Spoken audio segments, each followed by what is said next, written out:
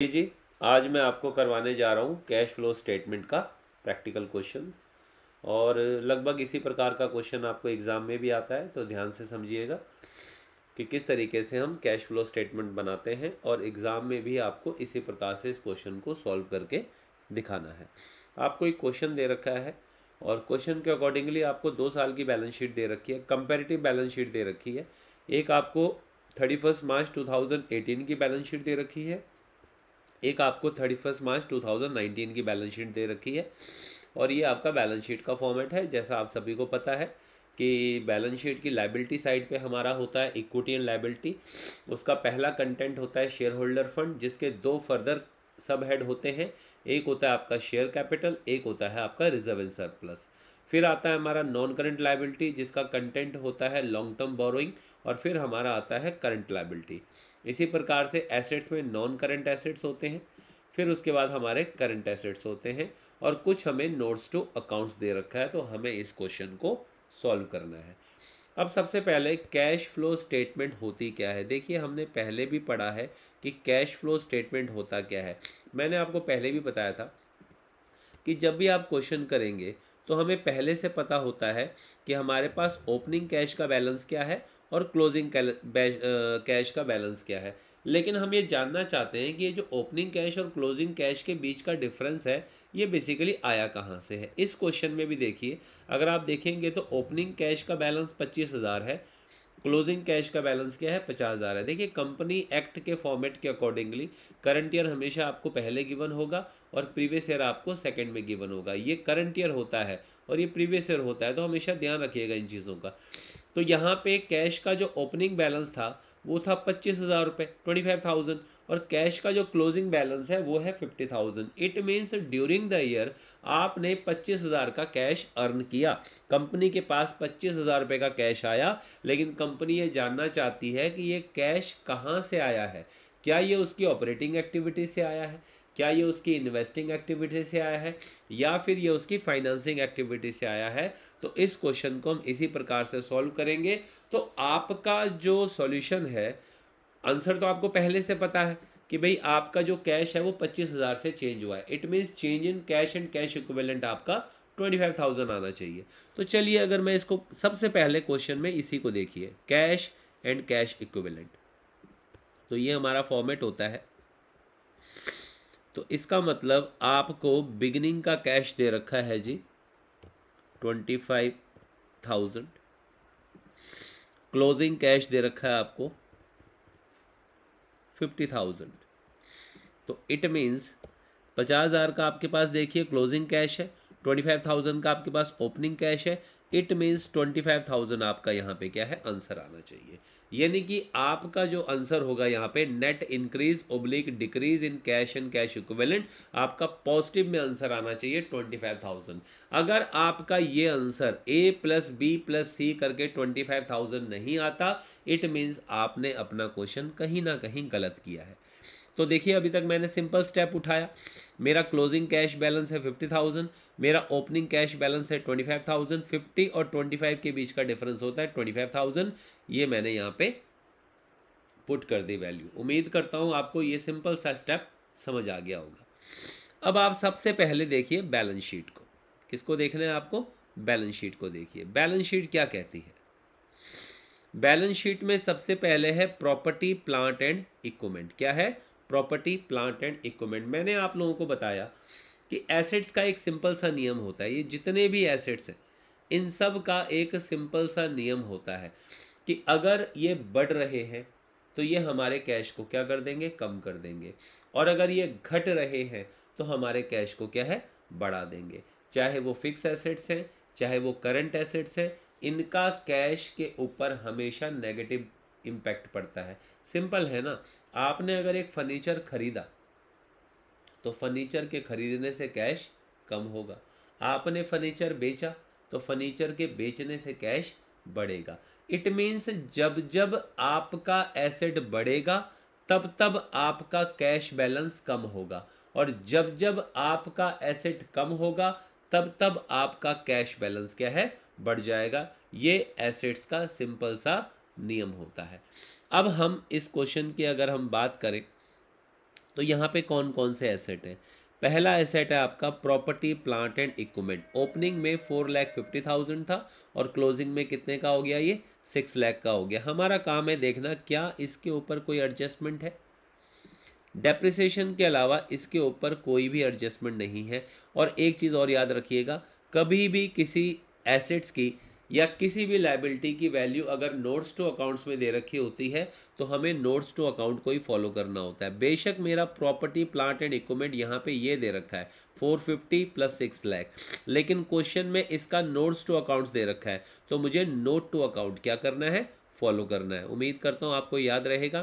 तो property plant and equipment में machine का ओपनिंग बैलेंस है 5,25,000 और क्लोजिंग बैलेंस है 7,37,500। अगर आप यहाँ पे ध्यान से देखेंगे तो आपका एसेट बढ़ रहा है। ओपनिंग में एसेट था 525, क्लोजिंग में एसेट है 7,37,500। आपके मशीन की वैल्यू 2,12,500 से बढ़ रही है। इट मीन्स आपने मशीन खरीदी है। और मैंने आपको क्या कहा, जब भी आप खरीदोगे तो आपका पैसा जाएगा 2,12,500। ये आपने यहाँ पे जी इसकी एंट्री कर दी, ये माइनस में आ गया 2,12,500, क्योंकि आपने टेंजिबल फिक्स एसेट क्या किया? परचेज किया है। मैं इसको प्रॉपरली लिख भी देता हूँ, परचेज ऑफ मशीनरी। चलिए जी, परचेज ऑफ मशीनरी मेरा इन्वेस्टिंग एक्टिविटी में आएगा। सिंपल है, फिक्स एसेट्स है तो इन्वेस्टिंग एक्टिविटी में आएंगे। तो परचेज ऑफ मशीनरी आपका आ गया 2,12,500। उम्मीद करता हूँ आपको ये पार्ट समझ आ गया होगा। नेक्स्ट पार्ट क्या है? एसेट्स की बात हो रही है। हमने प्रॉपर्टी प्लांट एंड इक्विपमेंट देख लिया, करंट एसेट्स की बात करते हैं। Trade receivable. ट्रेड रिसीवेबल क्या हो रहा है? 225 था, अब क्या हो गया? 2,75,000 हो गया। करंट एसेट बढ़ रहे हैं, चाहे करंट एसेट बढ़े चाहे फिक्स एसेट बढ़े, उसका इम्पैक्ट कैश के ऊपर सेम होगा। आपके ट्रेड रिसीवेबल पहले 2,25,000 थे, अब कितने हो गए? 2,75,000। 50,000 से आपके करंट एसेट बढ़ रहे हैं। इट मीन्स कैश के ऊपर नेगेटिव इम्पैक्ट पड़ेगा। तो चलिए जी, करंट एसेट्स को हम कहाँ डालते थे? यहाँ पे डालते हैं। इंक्रीज इन करंट एसेट क्या हो जाएगा? लेस हो जाएगा। चलिए जी, हमने करंट एसेट्स भी डाल दिया। इंक्रीज इन करंट एसेट्स आपका यहाँ पे डल गया। समझ आ गया आपको इतना? ओके जी, मतलब मेरा प्रॉपर्टी प्लांट एंड इक्विपमेंट का ट्रीटमेंट हो गया, मेरा ट्रेड रिसीवेबल का ट्रीटमेंट हो गया, कैश एंड कैश इक्विवेलेंट का ट्रीटमेंट मैं पहले ही कर चुका हूँ। अब रह गया short term loans and advance. इसको देखिए, 1 लाख से 2 लाख हो गए। अगेन 1 लाख रुपए से आपका करंट एसेट क्या हो रहा है? इंक्रीज हो रहा है। वंस अगेन, अगर करंट एसेट इंक्रीज हो रहा है, करंट एसेट क्या हो रहा है? इंक्रीज हो रहा है, तो फिर से ये क्या होगा? फिर से क्या होगा? लेस होगा। Increase in loans and advances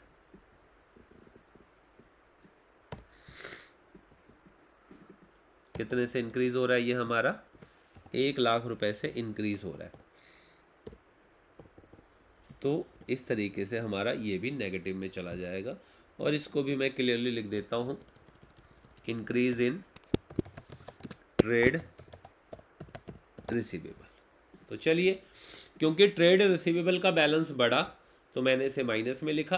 trade receivable का आगे लोन्स एंड एडवांसेस का बैलेंस क्या है? बढ़ा, उसको भी मैंने माइनस में लिख दिया। सिंपल सा कंसेप्ट है, जब जब आपके एसेट्स इंक्रीज होंगे उसका कैश फ्लो के ऊपर नेगेटिव इम्पैक्ट पड़ेगा। इन ट्रेड रिसीवेबल भी आपके इंक्रीज हो रहे हैं, लोन्स एंड एडवांसेस भी आपके इंक्रीज हो रहे हैं, प्रॉपर्टी प्लांट एंड इक्विपमेंट भी आपके इंक्रीज हो रहे हैं। आपकी मशीनरी बढ़ी तो मैंने उसे नेगेटिव में लिख दिया। मेरा लोन्स एंड एडवांसेस बढ़ा, मैंने उसे नेगेटिव में लिख दिया। मेरा ट्रेड रिसीवेबल बढ़ा, मैंने उसको नेगेटिव में लिख दिया। बस आपको ये ध्यान रखना है, अगर फिक्स एसेट्स हैं तो आपको उसे इन्वेस्टिंग एक्टिविटी के अंदर डालना है, और अगर वो आपके करंट एसेट्स हैं तो आपको उसको operating profit before working capital changes के नीचे डालना है। इतनी बात आपको समझनी है। उम्मीद करता हूँ इतना आपको समझ में आ गया होगा। अब देखिए, अगर हम क्वेश्चन की तरफ चलें तो मैं एसेट साइड को कंप्लीटली कर चुका हूँ। एसेट साइड मेरी कंप्लीट हो चुकी है। मैंने प्रॉपर्टी प्लांट एंड इक्विपमेंट का ट्रीटमेंट कर दिया, मैंने करंट एसेट्स में ट्रेड रिसीवेबल का ट्रीटमेंट कर दिया, मैंने कैश एंड कैश इक्विवेलेंट का ट्रीटमेंट कर दिया, मैंने short term loans and advances का भी ट्रीटमेंट कर दिया। तो उम्मीद करता हूँ जी आपको ये वाला पार्ट क्या है समझ में आ गया होगा। अब बढ़ते हैं हम आगे की तरफ। अगर मैं करंट यहाँ से अब हम चलते हैं लायबिलिटी की तरफ, मतलब मैं एसेट्स को सेटअप कर चुका हूँ, अब मुझे लायबिलिटीज़ को ठीक करना है। लेकिन आपको साथ में ध्यान रखना है कि भाई जो आपके एडजस्टमेंट है वो क्या क्या है। यहाँ पे मेरी दो एडजस्टमेंट है, एक एडजस्टमेंट मेरी प्रपोज डिविडेंड की है और एक एडजस्टमेंट मेरी डिवेंचर्स की है। दो एडजस्टमेंट है मेरी, ठीक है जी। तो चलिए अब मैं अपनी लायबिलिटी साइड शुरू करता हूँ। लायबिलिटी साइड मेरे पास सबसे पहले है शेयर कैपिटल। शेयर कैपिटल के ऊपर कोई एडजस्टमेंट नहीं है और शेयर कैपिटल में कोई चेंज भी नहीं हो रहा। मेरा ओपनिंग बैलेंस भी 5 लाख था, मेरा क्लोजिंग बैलेंस भी क्या है 5 लाख रुपए है। इट मीन शेयर कैपिटल के ऊपर कोई इम्पैक्ट नहीं पड़ा। अब आते हैं रिजर्व एंड सरप्लस, मतलब शेयर कैपिटल आपका हो चुका है, इसको हम साइड कर देते हैं, ये हमारा हो चुका है तो इसका कुछ नहीं करना। अब आ गया आपका reserve and surplus. Reserve and surplus में क्या है, रिजर्व एंड सरप्लस का नोट्स दे रखा है नीचे और नोट कहता है कि ओपनिंग में 25,000 का नेगेटिव बैलेंस था और क्लोजिंग में 1 लाख रुपए का पॉजिटिव बैलेंस है। देखिए साल के शुरू में 25,000 का लॉस था और साल के अंत में 1 लाख रुपए का प्रॉफिट है। तो ड्यूरिंग द ईयर आपने कितने पैसे कमाए, आपने पैसे कमाए 1,25,000 रुपए। कंफ्यूज मत होइएगा, साल के शुरू में 25,000 का नेगेटिव बैलेंस है। इट मीन्स पहले आपने 25,000 रुपये कमा के अपने इस नेगेटिव बैलेंस को ख़त्म किया, फिर आपने 1 लाख रुपए और अर्न किए तभी आप पॉजिटिव में आए। इट मीन्स कि आपका जो टोटल प्रॉफिट है वो हो गया है 1,25,000। ये ना बड़ा सिंपल सा कंसेप्ट होता है। अगर यहाँ पे नेगेटिव दे रखा है तो इसे और इसको ऐड करके, लेकिन माइनस का साइन इग्नोर कीजिएगा, इन दोनों को ऐड करके आपका ड्यूरिंग द ईयर का प्रॉफिट आ जाएगा। अगर मान लीजिए यहाँ पे नेगेटिव 50 होगा, यहाँ पे 1 होगा, it means during the year आपने 150 का प्रॉफिट कमाया। अगर यहाँ पे नेगेटिव 1 लाख होगा और यहाँ पे 1 लाख होगा तो माइनस का साइन इग्नोर करके दोनों को ऐड कर दीजिए, it means during the year आपने 2 लाख का प्रॉफिट कमाया। यहाँ पे माइनस का साइन है 25,000, यहाँ पे 1 लाख है, दोनों को ऐड कर दीजिए माइनस को इग्नोर करके, तो ड्यूरिंग द ईयर का आपका ऑटोमेटिकली प्रॉफिट आ जाएगा 1,25,000 रुपये। तो चलिए ये हम कहाँ भरेंगे, इधर। Net profit of the current year 1,25,000 रुपये। चलिए जी हमने यहाँ पे लिख दिया। क्या इस क्वेश्चन में जनरल रिजर्व है, क्या मुझे कहीं जनरल रिजर्व दे रखा है, कहीं भी मुझे क्वेश्चन में जनरल रिजर्व नहीं दे रखा, तो इसका मतलब इस क्वेश्चन में जनरल रिजर्व का कोई रोल नहीं है, ठीक है। क्या मुझे क्वेश्चन में परपोज डिविडेंड दे रखा है, बिल्कुल जी, चलते हैं। Proposed dividend of 31st March 2019 and 31st March 2018 is 75,000 and 50,000। मतलब इस साल का डिविडेंड है 75,000 और पिछले साल का डिविडेंड है 50,000। मैं कैश फ्लो स्टेटमेंट कर रहा हूं, मैं कौन सा डिविडेंड दूंगा, मैं पिछले साल वाला डिविडेंड इस साल पे करूंगा। ऐसा नहीं है कि इस साल वाला डिविडेंड इस साल पे करूंगा, जो प्रीवियस ईयर का डिविडेंड है वो मैं इस साल पे करूंगा। इट मीन्स पिछले साल का डिविडेंड है 50,000 और इस साल का डिविडेंड है 75,000। तो लास्ट ईयर का जो डिविडेंड है मैं अपने कैश फ्लो स्टेटमेंट में क्या कर दूंगा, ऐड कर दूंगा। तो proposed dividend of previous year कितना है, ये 50,000, ये आ गया। क्या क्वेश्चन में कोई इंटरिम डिविडेंड है, नहीं जी, क्वेश्चन में कोई भी इंटरिम डिविडेंड नहीं है। क्या क्वेश्चन में कोई एक्स्ट्रा ऑर्डिनरी आइटम है, नहीं जी, क्वेश्चन में कोई एक्स्ट्रा ऑर्डिनरी आइटम नहीं है। क्या क्वेश्चन में कोई रिफंड ऑफ टैक्स है, नहीं, क्वेश्चन में कोई रिफंड ऑफ टैक्स नहीं है। क्या कोई एक्स्ट्रा ऑर्डिनरी आइटम क्रेडिट है, नहीं जी, कोई भी एक्स्ट्रा ऑर्डिनरी आइटम क्रेडिट नहीं है।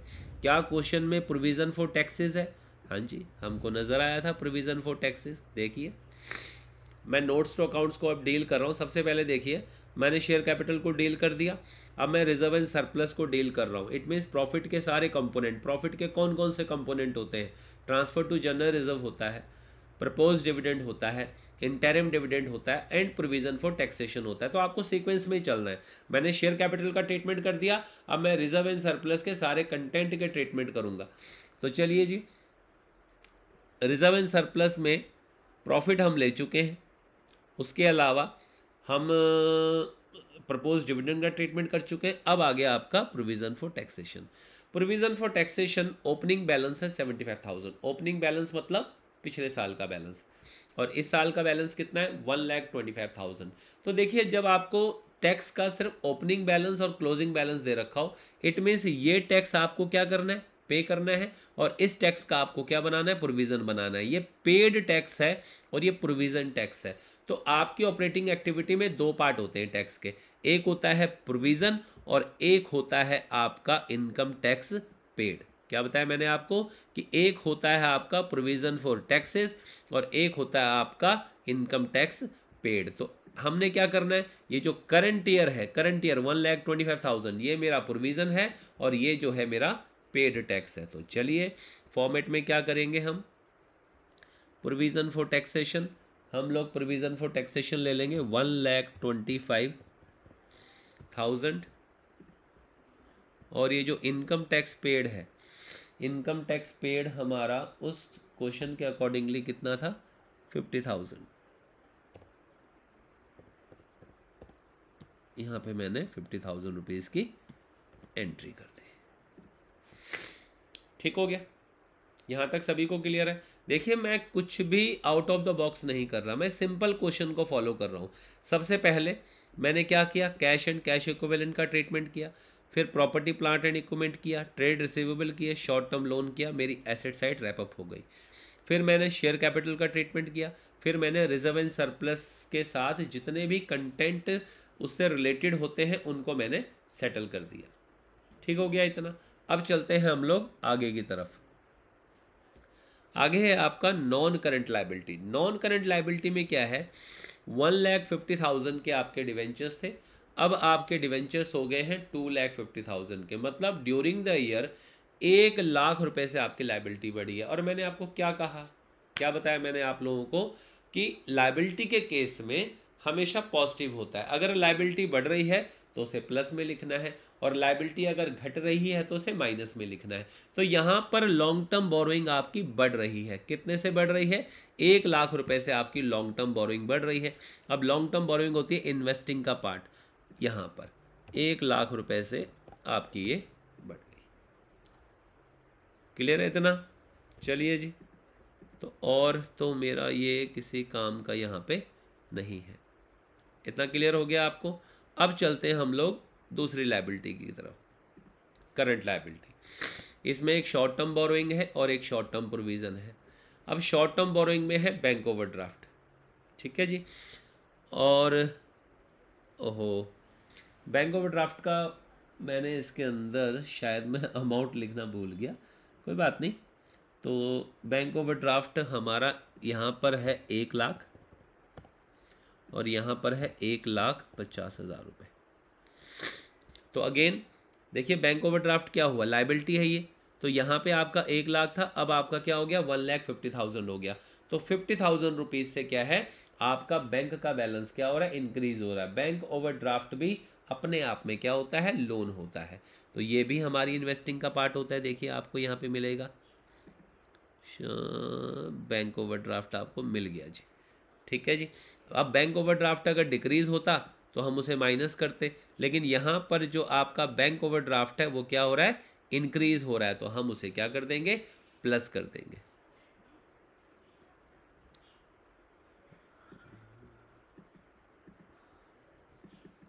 यहाँ पे मेरा बैंक ओवरड्राफ्ट हो रहा है increase, increase in bank overdraft.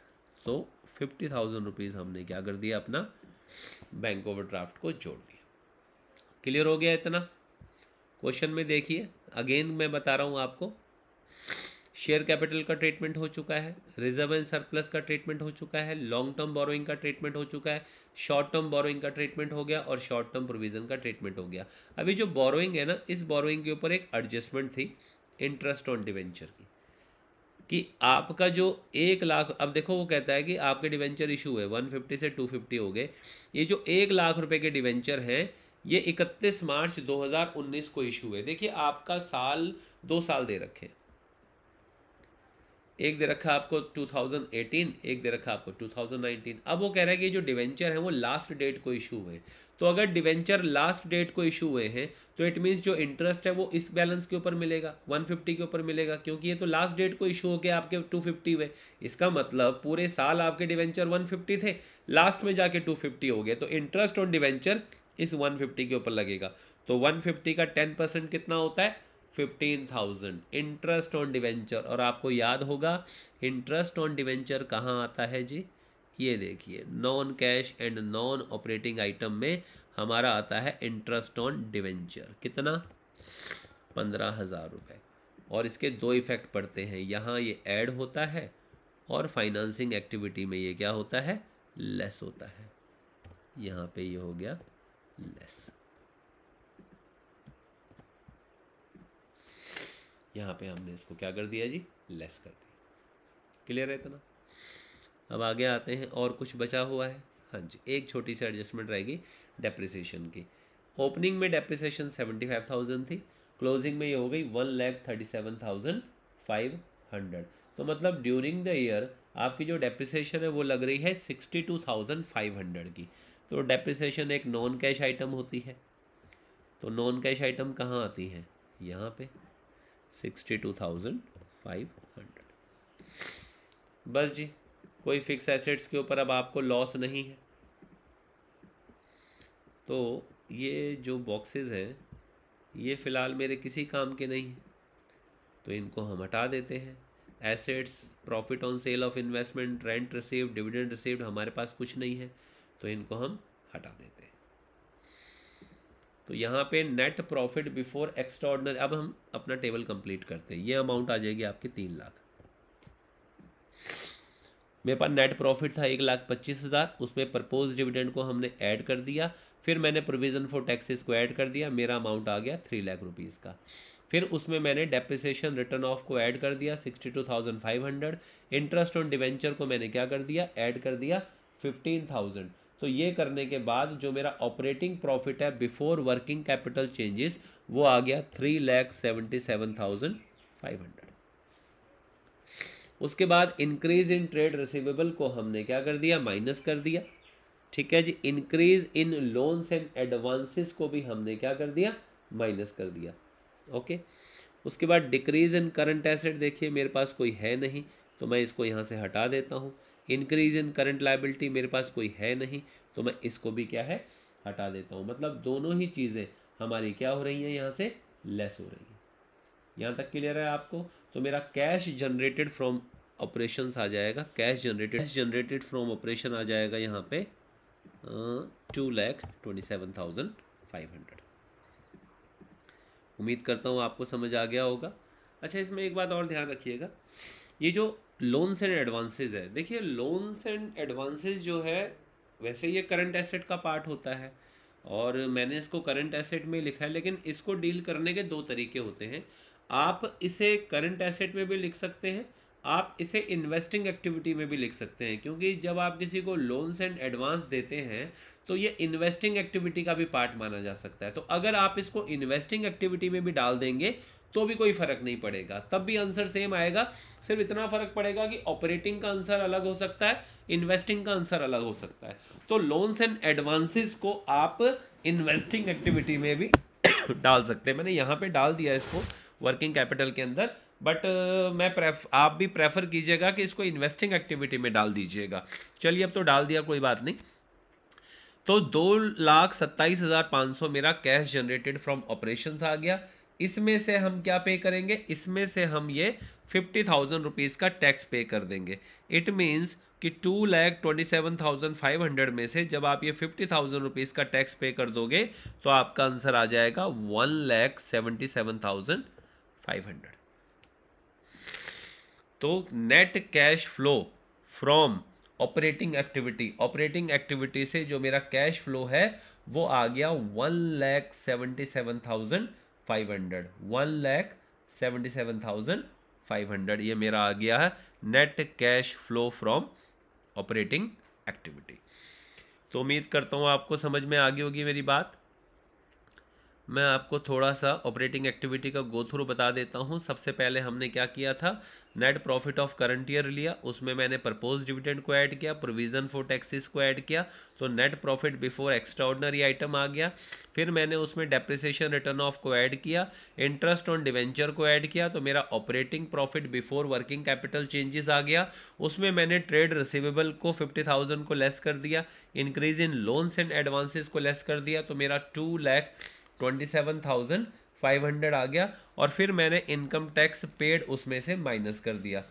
अच्छा, यहाँ पे मैंने छोटी सी मिस्टेक कर दी, जो इनकम टैक्स पेड है,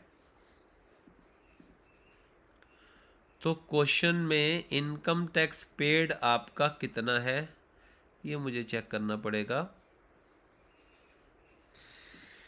इनकम टैक्स पेड, आपका जो इनकम टैक्स पेड है वो 75,000 का है, मैंने गलती से वहाँ पे 50,000 लिख दिया, तो इनकम टैक्स पेड यहाँ पे मेरा आएगा 75,000। तो चलिए इसको 75,000 कर देते हैं। और जब आप 2,27,500 में से माइनस करेंगे कितना, 75,000, तो आपका आंसर आएगा 1,52,500, 1,52,500। तो ये आ गया मेरा net cash flow from operating activity. क्योंकि मेरा आंसर पॉजिटिव में आया है तो मैं लिखूंगा net cash flow from operating activity. ये आ गया मेरा 1,52,500। तो उम्मीद करता हूँ आपको ऑपरेटिंग एक्टिविटी समझ में आ गई होगी। इन्वेस्टिंग में कुछ है नहीं, हमने एक ही एंट्री की है मशीन को परचेज़ करने की, बाकी इसमें कुछ भी नहीं है। तो बाकी हमारे लिए ये चीज़ें क्या है, रेलिवेंट भी नहीं है, तो हम इनको यहाँ से हटा सकते हैं। सॉरी, चलिए इनको हमने यहाँ से हटा दिया।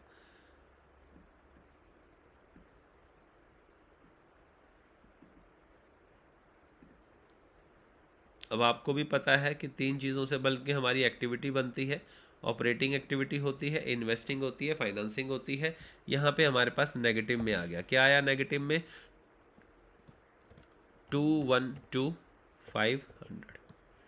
लीजिए ये आ गया मेरा इन्वेस्टिंग एक्टिविटी। तो इन्वेस्टिंग एक्टिविटी में मेरा आ गया 2,12,500। देखिए क्या फ़र्क होगा, मैंने आपको कहा कि ये जो लोन्स एंड एडवांसेस है, ये 1 लाख रुपीज़ मैंने इसको करंट एसेट का पार्ट मान लिया। तो अगर मैं इसको करंट एसेट का पार्ट ना मानता तो यहाँ पे मेरा आंसर आता 3,27,500 और यहाँ पे मेरा आंसर आता कितना, 3,12,500। मतलब यहाँ पर 1 लाख का बैलेंस क्या हो जाता, कम हो जाता, और यहाँ पर 1 लाख का बैलेंस क्या है, बढ़ जाता। तो दोनों ही मेथड ठीक है, लोन्स एंड एडवांसेस को वहाँ भी रखा जा सकता है और इन्वेस्टिंग में भी रखा जा सकता है। आप इन्वेस्टिंग में रखना प्रेफर कीजिएगा। अब आते हैं जी हम फाइनेंसिंग एक्टिविटी की तरफ। फाइनेंसिंग एक्टिविटी में देखिए शेयर्स तो नहीं थे, लेकिन शेयर्स के ऊपर तो कोई इम्पैक्ट नहीं पड़ा था, लेकिन डिवेंचर हमने इशू किए थे कितने के, 1 लाख रुपए के। और उसके अलावा एक 50,000 रुपीज़ का हमारा ओवरड्राफ्ट था, तो 50,000 रुपीज़ का ओवरड्राफ्ट भी हमने बढ़ाया था, तो हमारे पास पैसे आए थे। डिविडेंड, देखिए आपने कोई इंटरिम डिविडेंड तो क्वेश्चन में पे नहीं किया, लेकिन क्वेश्चन में प्रपोज डिविडेंड है प्रीवियस ईयर का। प्रीवियस ईयर का प्रपोज डिविडेंड कितना था, 50,000 रुपये का प्रपोज डिविडेंड था क्वेश्चन में, लेकिन वो प्रपोज डिविडेंड आपने क्या किया, पे किया है। तो जब कोई चीज़ पे करोगे तो वो क्या हो जाएगा, माइनस हो जाएगा। तो 50,000 का प्रपोज डिविडेंड आपने पे किया। इंटरेस्ट ऑन डिवेंचर आपने क्या है, पे किया। उसके अलावा आपने कोई भी एक्टिविटी नहीं की। तो चलिए जी, तो इसके अकॉर्डिंगली अब हमारे पास कितना बैलेंस बचा, 1,50,000, 150 में से 50 चला गया तो बच गया 1 लाख रुपीज़, और 15,000 चला गया तो ये बच गया आपके पास 85,000। ओके, चलिए जी, अब ये देखिए आपके पास यहाँ पर 1,52,500 है। क्या है, 1,52,500, ये आपका ऑपरेटिंग एक्टिविटी से आया। 2,12,500 का नेगेटिव बैलेंस आपका इन्वेस्टिंग एक्टिविटी से आया, और 85,000 का पॉजिटिव बैलेंस आपका कहाँ से आया, आपका फाइनेंसिंग एक्टिविटी से आया। तो यानी कि दो एक्टिविटीज़ का बैलेंस पॉजिटिव है, तो 1,52,500 और 85,000, ये होता है मेरा 2,37,500। और जब मैं उसमें से ये 212,500 माइनस करूँगा तो आपका आंसर आता है 25,000। मेरी बात समझ में आई? ये है आपका 1,25,500, ठीक है जी। ये है आपका 2,12,500 नेगेटिव में, और ये है जी आपका 85,000 पॉजिटिव में। तो 1,52,500 में ऐड करेंगे 85,000 और उसमें से लेस करेंगे 2,12,500, तो आपका आंसर आ जाएगा 25,000। तो ये था जी आपका कैश फ्लो स्टेटमेंट। सिंपली देखिए, मैंने आपको सिंपलेस्ट वे से बताने की कोशिश की है। आप लोगों को एक एक एक्टिविटी करने की ज़रूरत नहीं है, आप एक साथ क्वेश्चन कीजिए। जो वैल्यूज़ दे रखी हैं, इन्वेस्टिंग की वैल्यूज़ को इन्वेस्टिंग में प्लेस कीजिए, फाइनेंसिंग की वैल्यू को फाइनेंसिंग में प्लेस कीजिए, और ऑपरेटिंग की वैल्यूज़ को ऑपरेटिंग में प्लेस कीजिए, और क्वेश्चन को साथ साथ करते रहिए। ऐसा नहीं है कि आप पहले अलग से ऑपरेटिंग एक्टिविटी बनाओ, फिर अलग से आप इन्वेस्टिंग एक्टिविटी बनाओ, फिर अलग से आप फाइनेंसिंग एक्टिविटी बनाओ। क्योंकि अगर आप इस तरीके से क्वेश्चन करोगे, अलग अलग एक्टिविटीज़ बनाओगे, तो कन्फ्यूज़न भी ज़्यादा होगी, और सेकेंडली आपका टाइम भी उसमें बहुत ज़्यादा कंज्यूम होगा। लेकिन आप क्वेश्चन के एसेट साइड से क्वेश्चन को करना शुरू कीजिए। एसेट साइड्स का जो ऑपरेटिंग का पार्ट है उसे ऑपरेटिंग में डालिए, जो इन्वेस्टिंग का पार्ट है उसको इन्वेस्टिंग में डालिए। जो लाइबिलिटी है, लाइबिलिटी का एक पार्ट ऑपरेटिंग में आएगा, एक पार्ट किसके अंदर आएगा, फाइनेंसिंग के अंदर आएगा। तो जो जो जहाँ की वैल्यू है उसको वहाँ से प्लेस कीजिए, ऑटोमेटिकली आपका जो क्वेश्चन है वो एंड में सॉल्व हो जाएगा। आपको बस ये ध्यान रखना है, कुछ बेसिक चीज़ें आपको क्या ध्यान रखनी है, कि जो इन्वेस्टिंग एक्टिविटी है उसके अंदर सिर्फ एसेट्स आते हैं और एसेट्स पे होने वाली इनकम आती है। जो फाइनेंसिंग एक्टिविटी है उसके अंदर सिर्फ लाइबिलिटीज़ आती हैं और लाइबिलिटीज़ के ऊपर होने वाले एक्सपेंस होते हैं। जो ऑपरेटिंग एक्टिविटी है उसके अंदर एक्स्ट्राऑर्डिनरी प्रॉफिट आता है, प्रॉफिट के कंपोनेंट आते हैं, वर्किंग कैपिटल आता है, नॉन कैश आइटम्स आती हैं, नॉन ऑपरेटिंग आइटम्स आती हैं, और नॉन ऑपरेटिंग इनकम आती है। इन चीज़ों को कंसोलिडेट करके हमारा कैश फ्लो स्टेटमेंट बन जाता है। तो मैं उम्मीद करता हूँ आपको समझ में आ गया होगा। कोई भी आपको डाउट हो, आप कभी भी मुझसे इस टॉपिक पे पूछ सकते हैं। मैं आप लोगों को एक बार फिर से रिवाइज करा दूंगा। नेक्स्ट क्लास में मैं आपको एक दो क्वेश्चन और कराऊंगा ताकि आपकी रिवीजन और अच्छे तरीके से हो सके। इन द मीन टाइम आप इसको रिवाइज कर लीजिएगा। Thank you so much.